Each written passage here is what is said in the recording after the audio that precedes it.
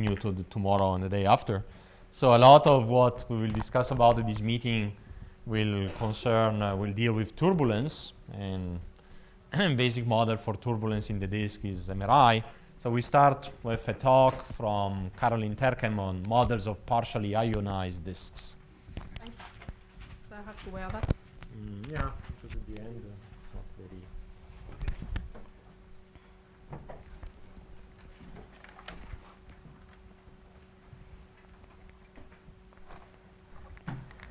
Thank you.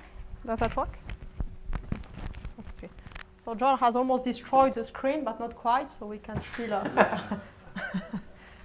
You've noticed that we are not allowed to use this thing anymore, this stick, since you've given your talk, so I've got my pointer here. So I'm going to talk about models of partially ionized disks. So Keith this morning has given us some overall picture about disks and models of disks. So here I'm going to focus really on disks which are prone to the MRI, but only in some regions. So, of course, if we want the disk to be subject to the MRI, we need the magnetic field to be coupled to the gas. And as you know already, protostellar disks are cold and dense in lots of places, so that the ionization fraction can't reach a level that's needed for the MRI to be sustained. So the sources of ionization in protostellar disks are the following. We have thermal ionization in the disk inner parts, so that requires the temperature to be rather high, above 1200 K or so. And then the ions that we get are mainly sodium and potassium. These are the most abundant ions. So this works only in the disk very inner parts, below 1 AU. Now, we also have X-rays that are emitted from the stars. These young stars, these Tittori stars, emit quite a bit in X-rays. And these X-rays can penetrate the disk, so they can be a source of ionization as well for the disk. The energy of the X-rays are a few K. And they're, of course, not going to penetrate necessarily all the way down to the mid-plane. So we'll have places where there'll be no ionization, but at least they can help in the upper layers of the disk. Now, cosmic rays have also been considered in the past, but it's unlikely that the low-energy cosmic rays that are of interest here are going to be able to penetrate the disk. They're excluded because of the winds. It's the case already today, so it probably was the case earlier on when the winds were more powerful. So mainly, we use thermal ionization and X-ray ionization. Now, the electrons that you produce are, of course, going to recombine. So if we exclude the dust for the time being, recombination happens with metal ion, like, for instance, magnesium plus. So when an electron recombines with a metal ion, you get a metal atom, of course. This process is rather slow, so you may have time to do things before it happens. But you also recombine electrons with molecular ions, like HCO plus, and this is rather fast. So this is actually what causes trouble in the disk. If you make electrons, you may lose them if you have molecular ion floating around.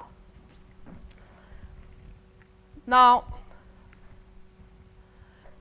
if you can get rid of the molecular ion, of course, that would help. So one way to do it is to combine them with a metal atom and to get the molecule plus a metal ion, because a metal ion is not as bad.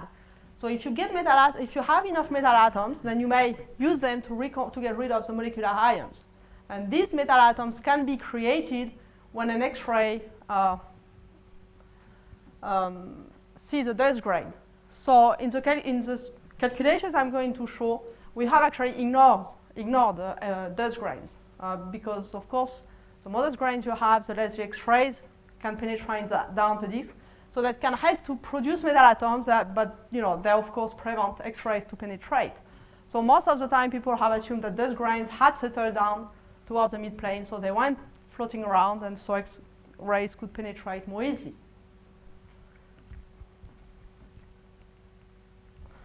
So if you allow these X-rays to penetrate the disk and you allow some metal atoms to be present in the disk, you can calculate the extent of the dead zone in a standard alpha disk model. So that's what has been done here by Sébastien Froment back in 2002. So what we show here is a column density versus radius for different accretion rates. So here alpha is 10 to the minus 2. You have an accretion rate of 10 to the minus 9, 10 to the minus 8, 10 to the minus 7. And what we show is a current density. So the solid line is the total current density.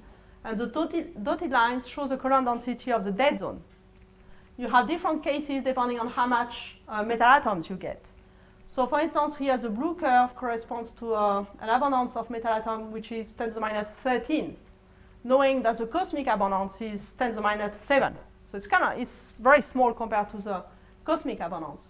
So for instance, in this particular case, where the accretion rate through the disk is 10 to the minus 7 solar mass per year, if you have a metal abundance of 10 to the minus, an abundance of metal atoms of 10 to the minus 13, you get a dead zone that's rather thick. You see the current density of the dead zone is rather high.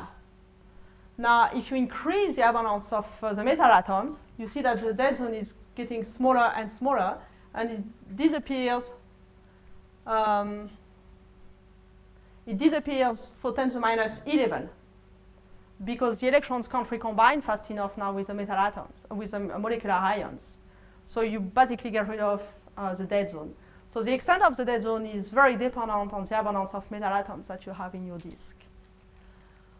For lower accretion rate here, you basically, here for the lowest accretion rate, you don't have any dead zone because the disk is not very dense. Now, you can of course play with the parameters and vary alpha, for instance, do the same thing, and then you can get lots of different models depending on what the parameters are and how much metal atoms you put in your disk. So anyway, the question now is to know whether you do have these metal atoms or not.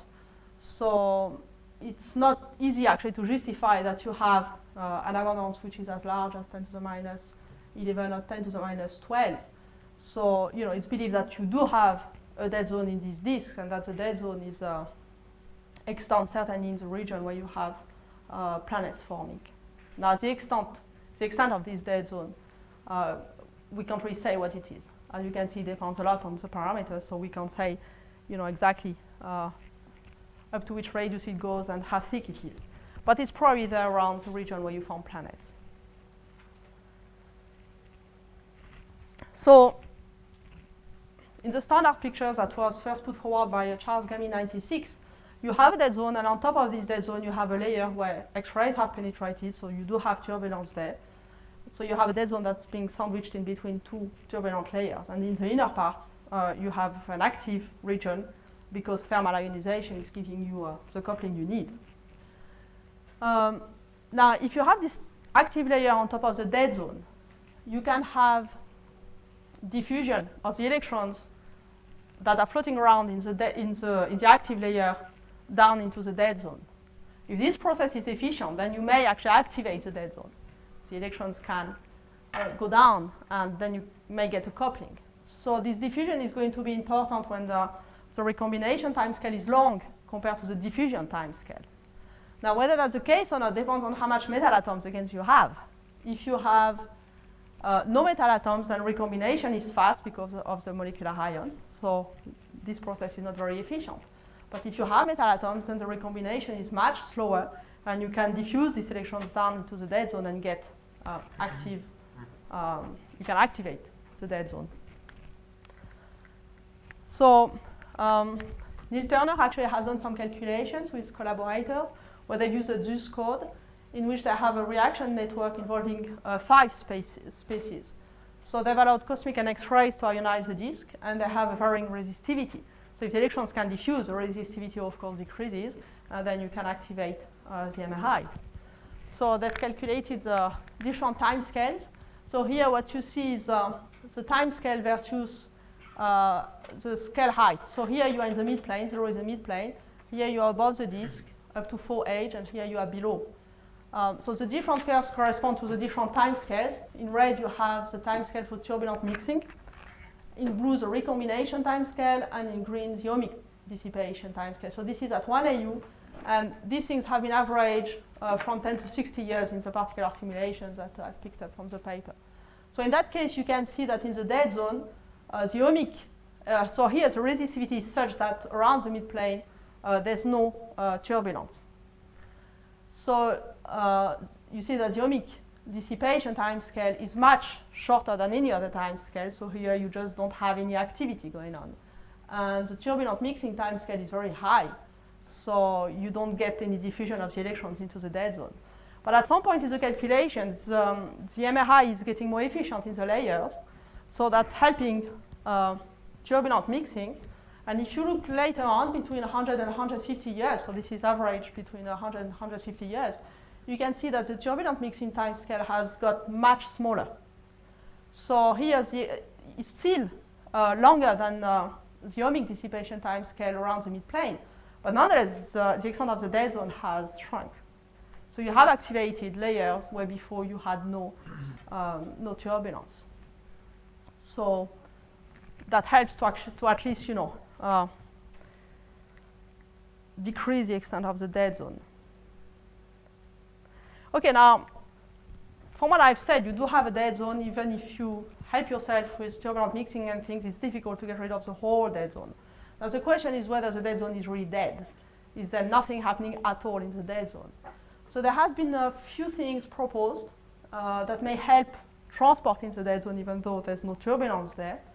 So first of all, back in 2003, Fleming and Stone showed that you could have a Reynolds stress driven into the dead zone because of the activity in the turbulent layers. There were a couple of papers as well by Washi and McLaw in 2009. Last year, Neil Turner and Sano have shown also that you could get a Maxwell stress in the dead zone, not a turbulent one, but a large-scale Maxwell stress, because of diffusion of the magnetic field from the turbulent layers. And you can also, of course, have gravitational instabilities in the dead zone. So let's look at these different things in more detail now. So this is taken from the paper by Fleming and Stone 2003. So this is a local calculation, a Shearing box calculation, where you have an initial vertical field. And in these calculations, the magnetic Reynolds number is 1,000 at the midplane and goes up to a few million at Z is 2H, so at the surface of the box. So 1,000 is kind of too low for the MRI for the turbulence to be sustained. So the disk here is passive around the midplane. So what you see here is the Maxwell stress divided by the pressure, and the Reynolds stress divided by the pressure, so that's equivalent to the alpha parameter, versus the scale height here, so going from 0 in the midplane to 2H or minus 2H. So you can see that the Maxwell stress is definitely going down quite a bit in the dead zone, but the Reynolds stress is actually not getting down that much. See, the Maxwell stress was 10 to the minus 2, close to 10 to the minus 2 in the active layers, and it's close to 10 to the minus 4 in the dead zone, whereas the Reynolds stress stays around 10 to the minus 3, both in the active layer and in the dead zone.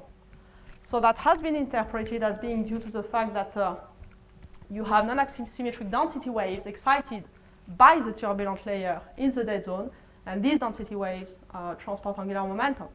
That's one of the things that John talked about this morning. So it's well established that turbulence does drive density waves. That's been seen in other contexts, not just with the MRI. And so these waves do transport angular momentum outward, so you do get a stress in the dead zone. So that's taken from the recent calculations by Washi and McLaw, so there were two papers. This is also a Shearing box calculation, but with zero net flux in that case. So what you see here again is the stress versus the scale height.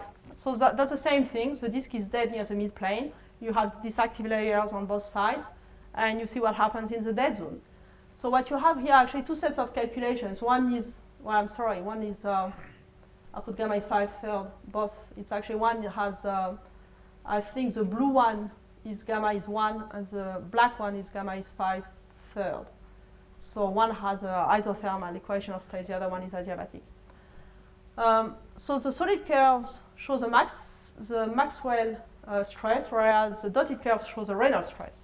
So you see the same thing as before. So the Maxwell stress is actually decreased dramatically in the dead zone, whereas the Reynolds stress is significant. However, it's not exactly the same thing as what we had in Fleming and Stone, because here what actually causes the transport is no longer density waves. You can average over azimuth here, so get an axisymmetric stress, and you'll see the same transport. So here the transport is said to be due to a very large scale, very low frequency vertical oscillation of the dead zone. So the authors haven't been able to actually work out what this oscillation was, what mode that corresponds to, but they claim that this is what happens in their simulation. So it's axisymmetric and hydro, and it transports angular momentum. You're saying it transports angular momentum? It's not axisymmetric actually. No, but well, it's a vertical oscillation. Maybe I shouldn't have written axisymmetric. It's a vertical oscillation of the dead zone that's providing this. That transports angular, that gives you a stress, yeah. And so the frequency of this mode is actually smaller than the angular frequency. Sorry, carry on. I'm just telling you what's in the paper, and they haven't actually found out what this mode was. I'm not surprised. There are two papers actually. In the second one, they confirm what they said in the first one. Okay, so now so this is it for the Reynolds stress. Now I was saying that there's been a recent interesting paper by Neil Turner and Sano about the fact that you may also get a large scale Maxwell stress in this dead zone. So it's not a turbulent stress because the dead zone is not unstable. You don't have the MRI going there. But you have these layers which are unstable, and the magnetic field that you produce, that's there in these turbulent layers, can actually diffuse down to the midplane. So the resistivity in the midplane is high enough that this field is not going to be unstable, but nonetheless it's going to be there. It's not unstable, but it's there. So here what they have, so this is a numerical simulation of shearing box showing the toroidal field. So this is the radial direction, and this is the azimuthal direction, vertical direction. So you have the active layers on top and at the bottom. And here you are here you are in the dead zone, in the stable zone.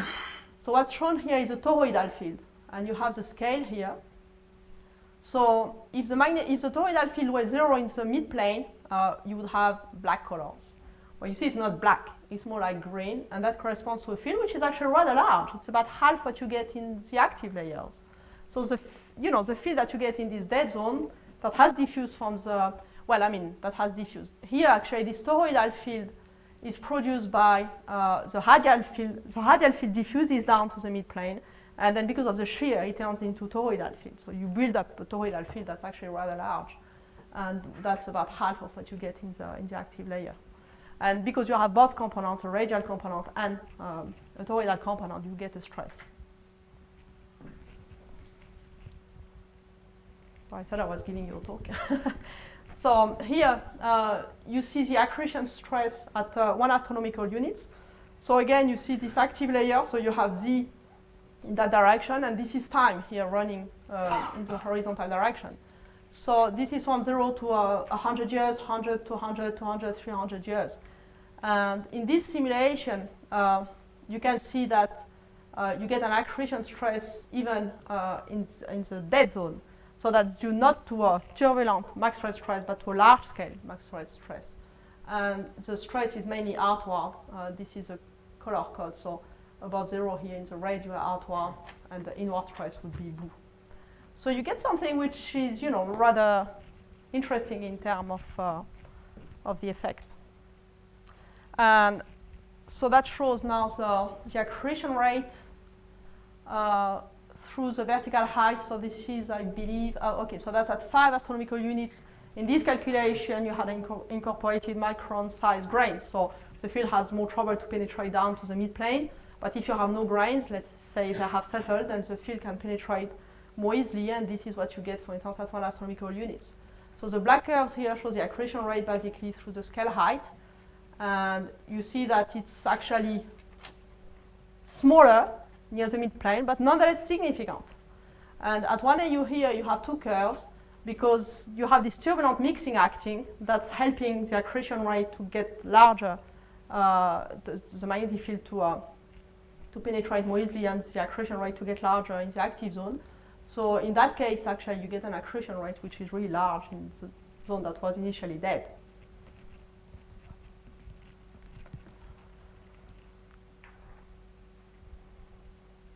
Okay, so I hope I have convinced you that even though this dead zone can't sustain MRI turbulence, you can get some kind of a transport in there. I haven't talked about self-gravity yet. That's something you have to worry about if the disk gets massive. If the dead zone gets massive, you also have self-gravity, and self-gravity can transport angular momentum. But just even without thinking about self-gravity, you have other ways of transporting angular momentum in dead zone, it seems like. So now it's always been assumed that back actually in Charles Gamit's paper in '96 that a disk with dead zone would be unsteady. It's actually written in papers. You have no transport in the dead zone, you have transport above, so you have a time-dependent disks. Well, why so? Why would you have a time-dependent disk because you have no transport or less transport in the dead zone? You can wonder whether that's actually the case. So, can you actually get a steady state? Can you have a disk in which you have layers with different values of the transport, and could this be in steady state? It has been assumed that you would get a time-dependent behavior that would lead to a few ionized outbursts. Or is that really the case? Or can you actually get something more gentle? So to look at this issue, you have to model your disk. So Steve is away, so I can talk about alpha disks. And so that's what I'm going to do happily now. So you have lots of things going on in these disks. First of all, you have zones in which you have magnetic instabilities. So is that good, to describe this disk as being alpha disks? So of course, it's not really good, but it depends what you want to do really with these disks. As we had this discussion with Prof over lunch. So if you want to look at details of the stability of this disk, of course, an alpha description is not going to do it.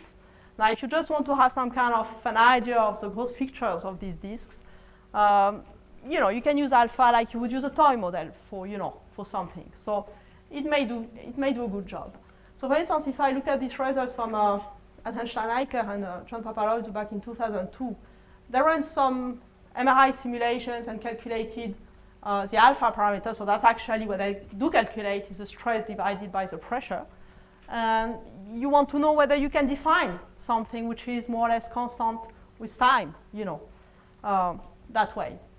So in these simulations here, you had an initial BZ in that calculation, initial B phi in that calculation, but no net flux. So what you see is that this stress divided by pressure gives you a parameter that oscillates, but it saturates at something like 5 to the minus 3 in both cases. You have oscillations, but it's not orders of magnitude. You have oscillations of a factor of a few. So it's not too bad if you just want to have some kind of gross idea of the structure of these disks. But again, you don't want to do a stability analysis of these disks on top of an Navier-Stokes equation. But maybe you can say, we can mimic the structure of these disks using an alpha that's close to these values. Now, if you put a net flux, so these are the same kind of calculations, but now with a net flux, you get a higher value for the alpha parameters, so more like 5 × -2. And again, it saturates at around these values, but with some oscillations. So, it's okay to use alpha if you just want to have some kind of a global idea of the structure of these disks, but you have to keep in mind that this is only a toy model. No way it's going to describe the detail of what's going on there. Now, I said that if the disk gets massive enough, you are going to have self-gravity. So self-gravity means you have these density waves that develop, that grow, and that transport angular momentum. So these waves are global, they're large scale, and a priori, it's not going to, you are not going to be able to describe them using an alpha prescription, because an alpha prescription means you have a local model and you have dissipation at locals. You dissipate the energy that you produce locally. So with self-gravity, it's usually not the case. But it's been shown that if the disk is in a state of marginal stability, so you have a Q parameter which is around 1.5 or so the disk is marginally stable, then you can actually describe the disk using this alpha prescription. So again, it's not too bad. Now, in the dead zone, you have these stresses that I've talked about, either Reynolds stresses or Maxwell stresses, where there's no way you can use a local prescription, of course. These things are global. Transport is by no means local. So you can't, in principle, use alpha. But given that we don't really know how to do it otherwise, I'm going to use alpha in these dead zones as well. So what I'm going to talk about now, the models I'm going to present, are very schematic. The point I want to make in this talk is that if you have these different regions in the disk doing different things at the same time, you may still be able to reach a steady state. The disk may still be able to adjust itself, adjust its structure in such a way as to take all these things into account and still process mass steadily. Now, the details of how that happens, of course, would have to be worked out. But I don't think the assumptions I'm making here are going to affect just the basic idea. Okay, so just briefly, if you have a standard alpha disk model, what you do, to get the structure for a standard alpha disk model is that you decouple the vertical and the radial structure, and you solve the hydrostatic equilibrium equation. You solve the energy equation that tells you that the rate of energy that's radiated balances the rate of energy produced by viscous dissipation. And then you have an equation of state for an ideal gas most of the time. So if you have different regions that you model with an alpha parameter, you can still do the same thing. But now this enhanced viscosity is just going to vary with the coordinates in the disk. So you are going to say that the kinematic viscosity is alpha Cs squared over omega, where Cs is the sound speed, omega is the Keplerian frequency. But you are just going to adjust alpha depending on where you are in your disk. So if you're in a dead zone, alpha isn't going to have the same value as if you're in a turbulent zone. But you can still construct a disk model using all these equations. So basically you solve these three equations for the three variables, the radiative flux, pressure, and temperature. You have some boundary conditions as usual. And you have two parameters, for instance, the accretion rate and alpha. And you assume you have a steady state, so that the accretion rate is constant. Now, can you get solutions? So what prescriptions am I going to use here? I'm going to say that the transport in the dead zone is a fraction of the transport in the active layers. So you have these active layers doing whatever they do. And I assume that does trigger some transport in the dead zone that is only a fraction of what's going on in the active layer. So I play it safe. I take something which is small, 10 to the minus 3, but I take it up to 10 to the minus 1 to see what I get. And then for the regions of the disk which are self-gravitating, I'm going to assume that there's some transport there, and the value that the transport takes is such that the two-Murray parameter is kept between 1.5 and 2, which is what you see happening in simulations of self-gravitating disk. The disk is going to adjust such as to keep Q around 1.5, 2. So transport whatever mass you have to process, you will process to keep Q at around these values. So that's what's going on here. Okay, so this is, for instance, a typical result. What I've plotted here is H over R, so the aspect ratio of the disk versus radius between 0.05 astronomical units and 100 astronomical units. So this is for an accretion rate of 10 to the minus 8 solar mass per year. Alpha in the turbulent layer is 10 to the minus 2, and alpha in the dead zone is 100 times smaller, 10 to the minus 4. So what I have in this model, I have allowed thermal ionization. So I've said that if the temperature is higher than, let's say, 1200 K, then the MRI is acting. So alpha is 10 to the minus 2. And I also have X-rays penetrating the disk. So here I've just done it in a very simple way. I've said that they are going to penetrate over a column density of 10 gram per square centimeter. So they just go through this layer of 10 gram per square centimeter, and underneath there's nothing. So alpha is going to be 10 to the minus 2 in the upper, 10 gram per square centimeter, and then underneath it's 10 to the minus 4, because that's the dead zone. So I compute the vertical structure. Now if I find that Q, the two-Murray parameter, is smaller than, let's say, 1.5, I say, well, okay, I'm actually gravitationally active there. So I change alpha such as to keep Q above 1.5 through the whole thickness. And I'll recompute the vertical structure. So what I get is the following. I get a disk which is turbulent in the inner part, which has a surface here which is turbulent as well. Now I get a big dead zone here in the middle part. Further away I get a zone which is gravitationally unstable, and then I get a turbulent zone again because I'm far away, so the density is low, so X-rays can penetrate. Here the gravitationally unstable zone is due to the fact that the dead zone is actually big. So in the outer part it tends to become massive enough that it's unstable. So I switch to transport through gravitationally unstable, through density waves. And alpha here goes from 10 to the minus 4 in the inner part of the gravitationally unstable zone to 10 to the minus 2 in its outer part. That's because it gets cooler and cooler, so you need to have an alpha which is larger to maintain Q constant. So basically the disk here is just adjusting to whatever he has to do to process the mass that's coming out. And you get a perfectly happy disk that can process all the mass that's coming out. So you notice here that the dead zone is, in the inner part, is present only at some intermediate values of Z. This is because it would get hot enough that the thermal ionization would set in this calculation near the midplane. So if you start turbulent, then you'll stay turbulent.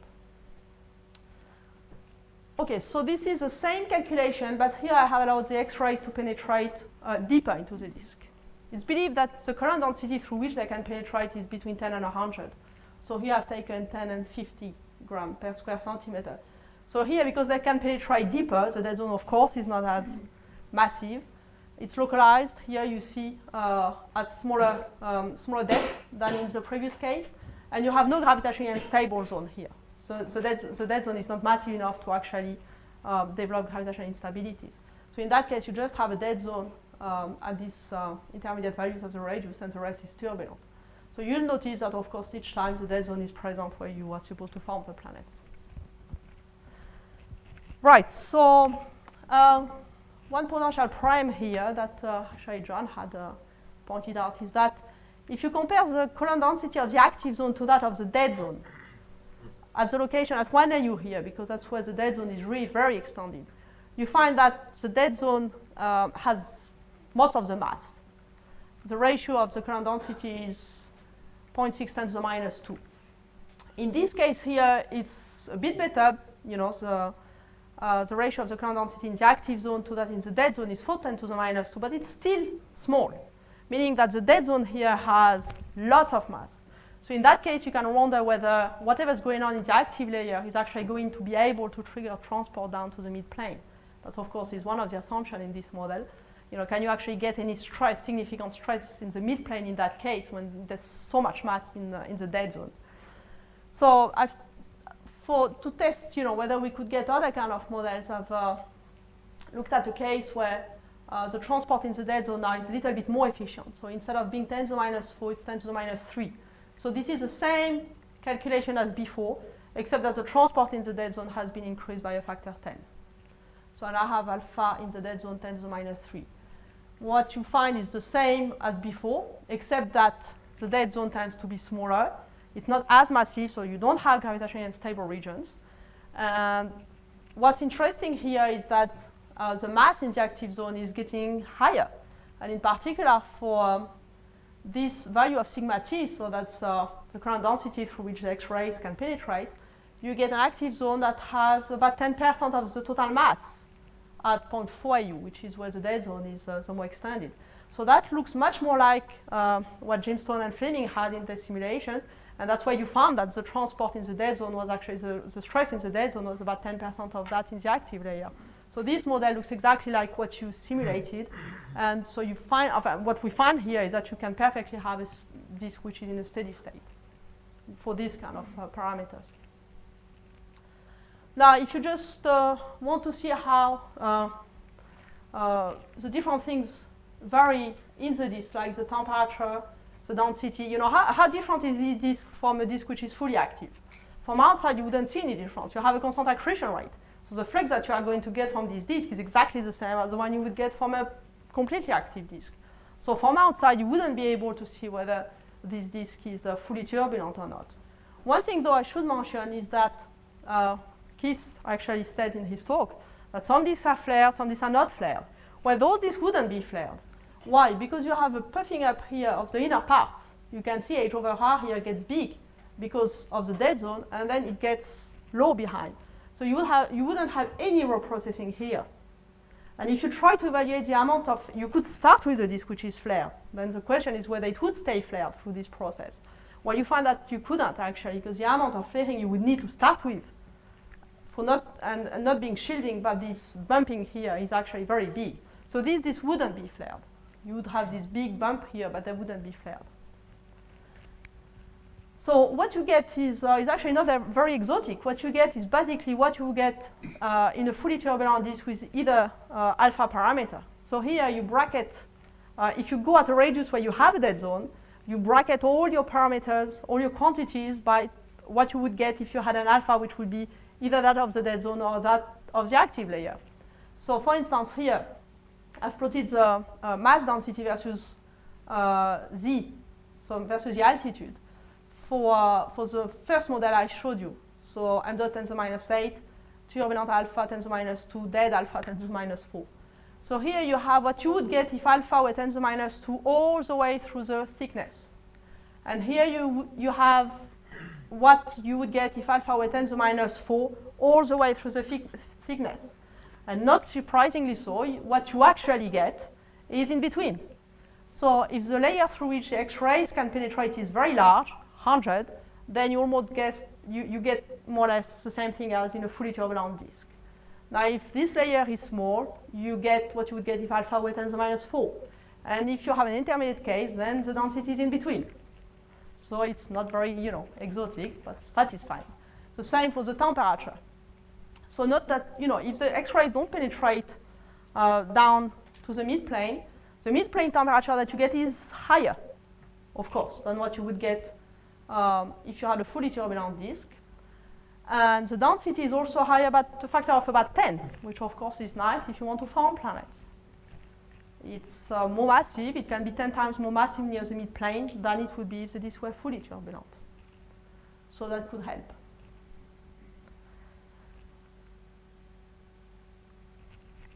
Okay, so now, I told you I wouldn't use the full hour. So the point I'm going to make now is that if a steady state solution exists, then the disk is going to put itself in that solution. Why? I mean, if, of course, the time scale cooperates. So let's say it doesn't take too long to reach the time, it takes a time scale shorter than the disk lifetime to reach the steady state, and you have a steady state solution. Well, the disk is not going to take another crazy solution if it has a steady state solution available. You can imagine, for instance, if m dot is not constant, let's imagine that m dot does decrease inward. Then when it does decrease inward, this means that transport is going to be less efficient in the inner parts. So you are going to pile up mass there until the mass is large enough that you actually get a steady state. And inversely, if m dot increases inward, then you are going to deplete the inner parts faster until you get a steady state, until there's not enough mass for m dot to be large there. So, whatever you do, you are going to reach a steady state. You are not going to have a bottleneck because you have a dead zone. You'll process mass more slowly through the dead zone. You'll process it faster through the active layer, but altogether, you'll process the right amount of mass through the section of your disk because it's just the way things are going to be. Now, so if the viscous time scale is not too long, you will reach that steady state. What does it mean? The viscous time scale is proportional to 1 over alpha. Here, alpha has to be understood as alpha average over the thickness of the disk. So because alpha can be very small in the dead zone, this thing can actually be very long. So it may take a long time before you reach a steady state. Well, does it mean that you are going to get bang? Well, no. Well, first of all, if you do reach a steady state, what does it mean? Well, then you have m dot, which is a constant. But m dot is basically 3 pi times the vertically average kinematic viscosity times the surface density. And with this alpha prescription, which, of course, has to be taken cautiously, this is the average alpha times the sound speed times the thickness times the surface density. So if you have a dead zone, the average alpha tends to be smaller than it would be in a completely turbulent disk. It means that to get the same m dot, you need to have higher temperature, higher thickness, more mass, which is exactly what you see in the calculations, of course. So you do get a disk which is hotter, more massive, and thicker at the places where you have an active zone. But again, you wouldn't see that just looking at the spectrum from your disk. Now, what happens if the viscous time scale is long? Well, if the viscous time scale is long, just think of, from the start, how is the disk being built? You have this mass falling onto the disk, being processed through the disk.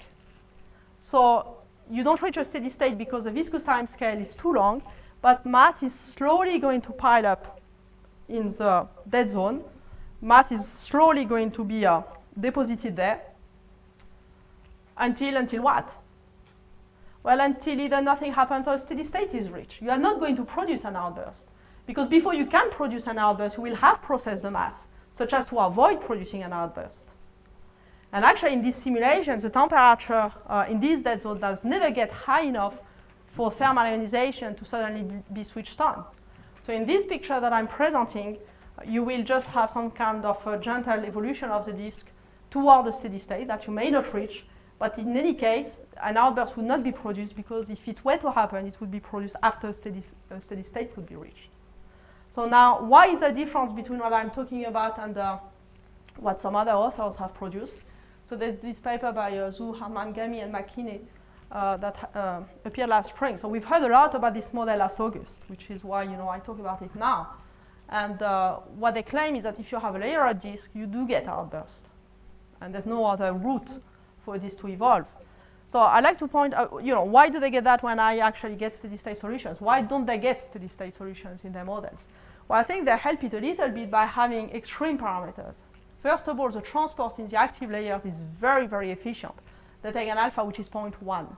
So as Neil pointed out, that's actually, it doesn't mean that the stress is that big, because you have to divide by the vertical average pressure. So when you have a dead zone, the vertical average pressure is actually not that large. But it means that in the places of the disk which are fully turbulent, alpha is actually really big. So the mass coming from outside is processed very efficiently through the disk. They have an transport in the dead zone is due only to self-gravity. That's a big difference with what I'm saying. Because in my case, I have transport whatever the amount of mass in the dead zone. And that helps to have some kind of a continuous process. Here, in the inner parts, for instance, where the disk never gets gravitationally unstable, you just pile up mass and it never moves out. It never moves away from the dead zone. They also have a huge accretion rate, which is 10 to the minus 5 solar mass per year. So mass is really coming in very, very fast from the outer parts in. And they have a very massive disk, which is 0.5 solar mass. So I think these parameters are really extreme. It may be fine. I mean, maybe that's what you get when you build your disk in the very early stages, and then you do get this outburst out of that. But what I'm claiming is that there are the stages where you can still have a layer disk that's not going to show this very dramatic behavior. So what happened in the simulations is that mass piles up in the inner parts of the disk, because there you never get gravitationally unstable, but you process this huge amount of mass from the outer parts, so it comes there, it sits there in the inner parts, and then it gets incredibly hot, of course, because you have all that stuff coming in. And once you reach 1200 K, thermal ionization sets in, and you have the MRI, and poof, the whole thing is dumped onto the star. In my model, the temperature never gets to 1200 K in the dead zone, because you process the mass before it happens. So this is why you can get a different behavior. Okay, so I think I'll stop there. Thank you.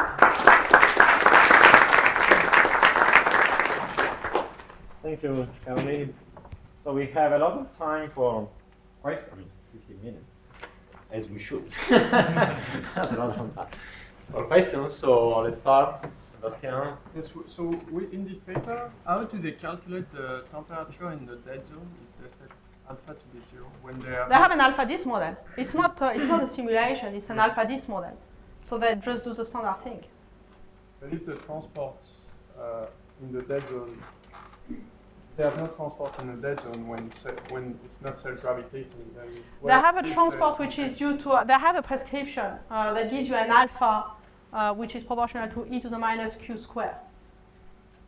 So when Q is small, when Q is large, sorry, the amount of transport is tiny, but you can still calculate the temperature that way. Yes. Very interesting point that you raised here. I'm just wondering now, we know that we have a couple of objects which are outbursting, like ionized objects, and we also have things like EX loopy outburst or XOR or something like that. So, are you saying that these things should then be explained in a different way? No, I'm not saying anything like that. I'm saying what I don't know is whether these are the only kind of parameters that can produce the outburst. I tend to believe so. Others, why would they take these parameters? You know, they're a bit extreme. So I guess if they take those parameters, it's because they give the best results. It would be interesting to know whether other parameters would give you outbursts as well, and repeated outbursts. It may be fine. I mean, I'm not saying that doesn't work. I'm just saying that you can have different regimes when the parameters get less extreme. If you build up your disk at first, I'm not sure I picture how you can get such a high accretion disk through your disk and how you can get such a high alpha, but assuming you can, then you get this outburst, fine. I'm not saying that doesn't work. I'm just saying it's not the whole story about layer disks. You can have different regimes where you are going to have different behavior. What I'm saying is that it's not because you have a dead zone that you are going to have outbursts. You may get them, but you may also just get a steady state disk that you have trouble to differentiate from a fully active disk. That's all I'm saying. I was going to say, but isn't it true that perhaps the observers could tell you, you know that a lot of mass is dumped on the star in these observed systems, when you have these observed output bursts. And I think also the disks are very young, so Yeah. the conditions probably are extreme, and what you're talking about is a later stage. It's a later stage. That's maybe yeah. the difference is between this and what you're talking about is just. It's just that's what I'm saying. That's why I'm saying, you know, it may be fine to have these parameters when you start with. It's I'm not saying that doesn't I think you work. have a lot of stuff dumped on the central star very fast with these outbursts. Well, so I would say Probably you need that sort of accretion rate at that stage. yeah, but I mean, the problem I have with this picture here, though, is how massive the disk is, because I would tend to believe that self-gravity is going to act very rapidly to redistribute the mass in the disk to bring the mass down to something smaller than that. But I'm not sure. I'm not saying it doesn't work. It may be fine, but that's extreme, and that would apply to a disk in the early stages when you first build it. Certainly not, you know, when you observe these disks a few million years later, and with lower accretion rate. I mean, you know that, most of the titory disks have accretion rate around 10⁻⁸ or so, and then it's just a different regime. I think this is much earlier. Yeah. So if you use these parameters, you wouldn't be able to get your steady states. Is that Well, true or not? Well, they don't have transport in the dead zone here. So, you know, it's So that's the main. it's a different story. It means that Could you construct, your models were for m dot of 10⁻⁸. Could you construct a similar model steady state like you did? sure, I've done it. Yeah, I've done it. But the whole difference is the transport in the dead zone. Because with me, I mean, with my models, you know, because I have transport in the dead zone, I don't allow the temperature to reach such levels. I'd like to relate this more to planetesimal formation. But what's important to me is what solid particles would be doing in this dead zone. Now you've quoted effective alphas in there, but I would like to know from this, can we infer the turbulence spectrum? Can we approximate it by a Kolmogorov cascade, and what are the inner and outer? No. I mean, again, I certainly wouldn't go that route. I mean, especially because this talk is being recorded, and there may be people who say, no. I mean, as I said, there's nothing like an alpha model for the dead zone. I'm using that because I don't know what else to use, but it's not an alpha disk. These are global stresses. So, you know, these are global effects going on in the dead zone. So it's not going to be like, you know, these turbulent things where planetesimals are caught in. It's going to be something different. You have to tell me how they're going to behave. I have no idea. You know, if you have a global magnetic field with a global stress, what does that do to planetesimals? You know, it's certainly not going to be anything like a turbulent cascade. Do you expect the density fluctuations in the dead zone, or?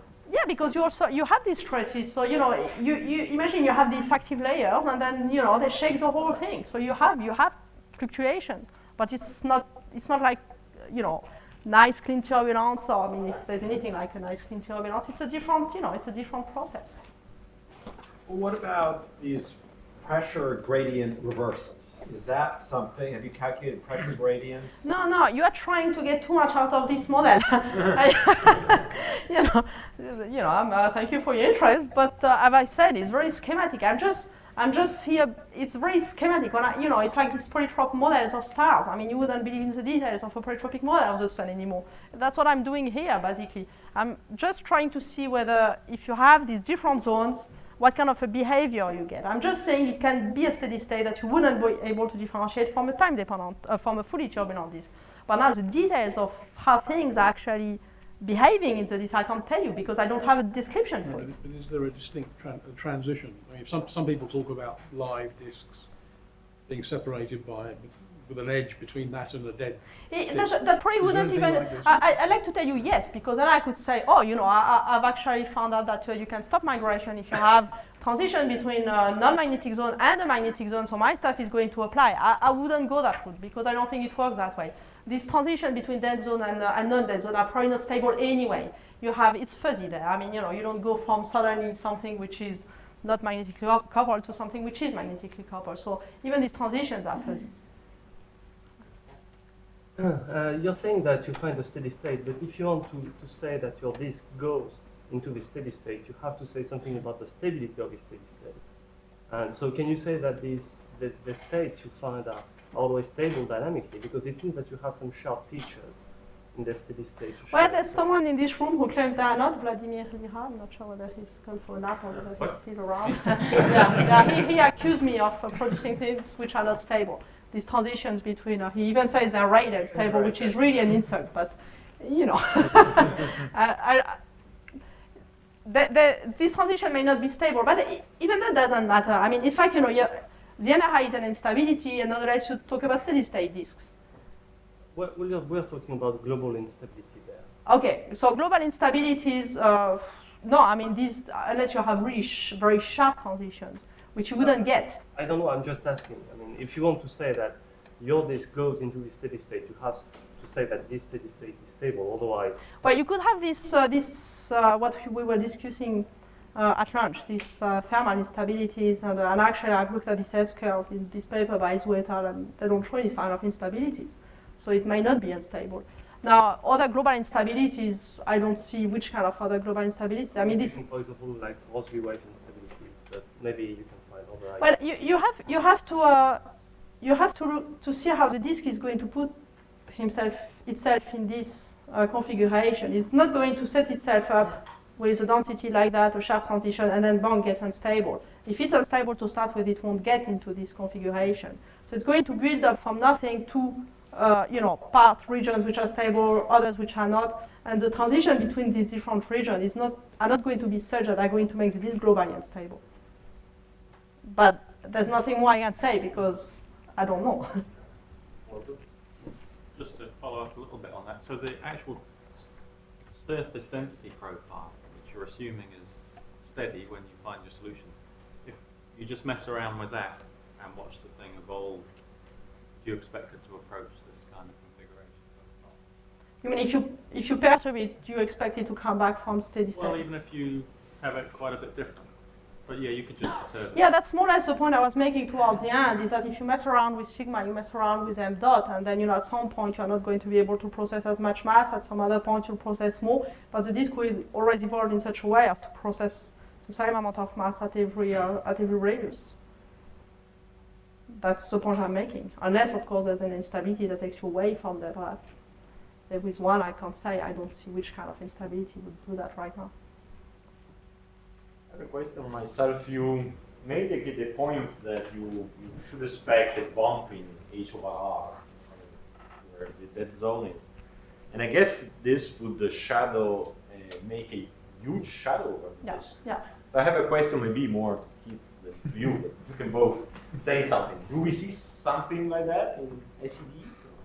Can that explain the inner cavities, or would that give an SED very strange that we never observe?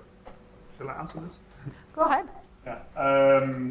So I wouldn't expect it to be really a very strong effect on the SED because you know, you shadow the disk maybe from direct stellar light, but you will always have, you know, scattering, which can redirect some light into the shadowed regions. And even if only like 5% of the direct stellar light is deflected into the shadowed regions, it will be enough to prevent it from being completely dark. Right? So it's not really so black and white in a literal sense. Right? But you also have another source of heating, of course, which is viscous dissipation. Which is viscosity, exactly. I mean, even if you have no reprocessing of the stellar light at all, you still have a fair amount of energy coming out. Yeah, but I mean, that tends to be not as, I mean, it depends. In the very early phases, that could be a strong component, but mostly whenever the disks become revealed, the accretional heating is not the dominant netto energy source in most of these disks. Well, it's not the dominant heating source beyond a few AU if you have something else. But the question is whether you do have spectrum of objects that are really, steep, showing that there's no other thing than just viscous heating, for instance. I mean, the slope wouldn't be the same. I didn't know. You may have nothing else. I mean, if you cast a shadow on the outer part of the disk, then the only heating source you'll have was your outer part. What I'm trying to say is that don't think in terms of a shadow like when you have the moon, that the back side is black and the other side is white. It's just, I mean, these are fuzzy things. I mean, these disks are not really, they don't have sharp edges. So I think maybe I think I was the one who made the mistake by making a too simplified cartoon back in 2004. That somehow it has been giving a little of an impression that shadows can be really very sharp. And so I'm to blame for that myself. But I think shadows are certainly there. You see them actually. I mean, there is a paper by Carol Grady, who sees at different epochs. She looks at a disk with a Hubble Space Telescope, and you see a disk in scattered light of HD 163296, and you see that the emission at large the radii in scattered light changes, and that changes over a time scale, which is evidently not related to the time scale evolution of the outer disk. It must be some kind of shadowing, time-dependent shadowing effect. So I think there's enough evidence that some form of shadowing is taking place, but don't take it too strong, too much of an extreme. Yeah.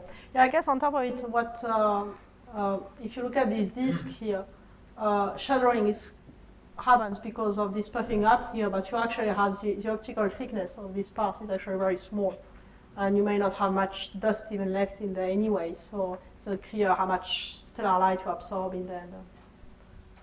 I had two questions. First, when a region is declared active, have you done in those ionization calculations you showed earlier on? What are the magnetic Prandtl numbers in those zones? Are they like order 1? I mean, would you suspect that, even though it's ionized, that MRI is going to get in light of the simulation? Well, that's a question for Sebastian and Joe for, not for me. At the time, we hadn't worried about that, so we hadn't calculated the Prandtl number. But you'd have very small magnetic Prandtl numbers everywhere. What are they order 1? No, 10 minus 5, 10 minus 5. The criterion that was used for these calculations relied on the Reynolds number. So we basically had switched off the instability once the Reynolds number got below 100, when you had a net flux. The magnetic Reynolds number, sure, yeah. So that's the criterion we used. So you have some prescription for the resistivity and so the transport was pretty significant, even though those the Prandtl number was small? No. Well, It's pretty small, yeah. If you're asking me whether there's any justification for putting any transport in the active region, I would say, I think, when there's a net flux, I don't think there's any question that you do get transport. Now, the point I'm making is that if you want to describe part of your disk with a shearing box, there's no reason why the flux through this box is going to be 0, because you expect the field in the disk to vary on a scale which is much larger than h. So locally, the flux is not going to be 0. So you would have some transport. Now, what is the value of alpha to be used? We thought we knew. It seems like we don't know anymore. So I rely on observations. I say, okay, the disk is going to diffuse out within a few million years. The diffusion timescale can't be bigger than that. So that gives me an alpha which is between 10 to the minus 2, 10 to the minus 3. Before we had MRI simulations, I'm old enough to remember these days, well, that's the only way we had to constrain alpha. And now we are back to that. So that's what I've done. And just one final comment. I suspect that the global stability of these structures are, you're not going to expect any global instabilities. I think you might have some transient response. Some calculations have been done to show that, but it should settle down. So yeah, that's even if whatever shape it takes, I think that they're pretty good. That's my belief as well, but the point also I'm making is that if there were any global instability, you wouldn't find the disk in this state anyway. Yeah. So.